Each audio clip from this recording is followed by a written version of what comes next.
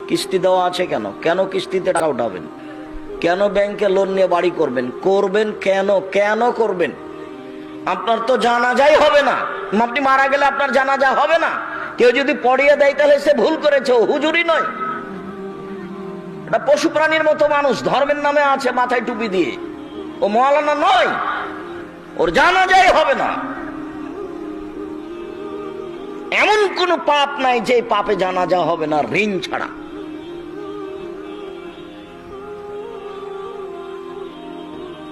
ঋণের পাপ যার আছে তার জানাজাই নেই। আল্লাহ রাসূল দিন রাত একটা কথা বলতেন সালাম ফেরার পূর্বে, আল্লাহুম্মা আউযু বিকা মিনাল মা'সাম ওয়াল মাগরাম। তোমার কাছে বাঁচতে চাই বড় পাপ হতে, তোমার কাছে বাঁচতে চাই ঋণ কর্জ হতে, তোমার কাছে বাঁচতে চাই বড় পাপ হতে, তোমার কাছে বাঁচতে চাই ঋণ কর্জ হতে। দিন রাত আল্লাহর নবী ঋণ কর্জ হতে বাঁচতে চাইতেন। আর আপনি মেয়ের নামে ডিপিএস খুলে রেখেছেন, মানে ভিক্ষা করে খান। ভিক্ষা দেয় না মানুষ? যৌতুক নেওয়ার ব্যাপারে যেমন বলেছি, বাপ বেটা দুইজনই ভিক্ষা করবে। যারা শ্বশুরের কাছে টাকা নিয়েছেন, তুমিও ভিক্ষা করিও, তোমার বাপকে বলো যে ভিক্ষা করতে বলেছে আব্দুল রাজ্জাক। মানুষের বাড়ি পরে হাত পেতে বেড়াবা। লোন না নিয়ে ভিক্ষা করে খান। লোন নিবেন কেন? জানাজাই হবে না। তো মূল কথায় ফিরে যাই, তাহলে সুদ মহাপাপ। এরপরেও কেউ যদি কোটি টাকা সুদ খায়, বাড়ি গাড়ি করে, আল্লাহকে বলে ভুল হয়েছে, তা আল্লাহ বলবে আচ্ছা ঠিক আছে মাফ করলাম, 40 দিন থামবেন না। কিন্তু নেশাদার দ্রব্য এমন একটা পাপ যে 40 দিন যাবত আপনার সাথে আল্লাহর আর কোনো কথা নেই। এই অবাক পাপ, নেশাদার দ্রব্য পান করা। 40 দিন সালাত কবুল হবে না।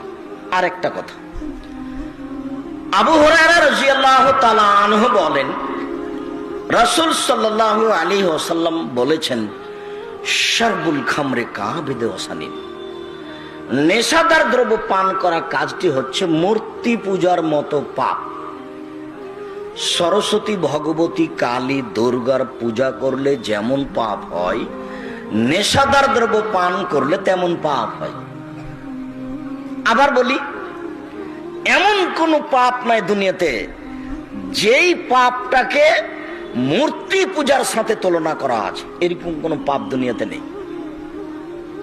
সেটা জেনা হোক, চুরি হোক, ডাকাতি হোক, মানুষ হত্যা হোক, বাপ মাকে গালি দেওয়া হোক, কোন পাপ নেই এমন দুনিয়াতে যেই পাপ করলে সেই পাপটা মূর্তি পূজার মতো পাপ।